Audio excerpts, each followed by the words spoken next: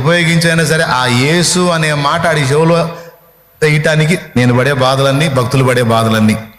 అలాంటిది వీళ్ళు హడావుడి చేసి దాన్ని వైరల్ చేసి అన్యులందరికీ యేసు యేసు యేసు యేసు. అంతకుముందు వాడికి అసలు యేసు ఎవరో తెలియదు.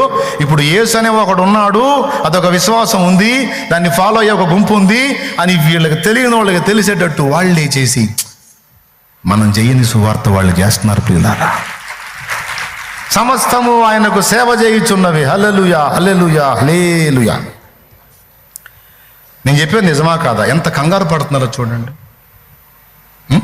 జుట్టు ఊడిపోతుంది, జుట్టు పెట్టుకొని మరి అల్లాడిపోతున్నారు.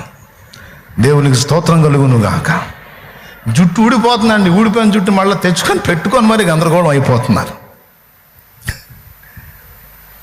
ఏమయ్యా ఏసయ్యా, అసలు ఎవడికి మనశ్శాంతి లేకుండా చేస్తున్నావు ఆయన?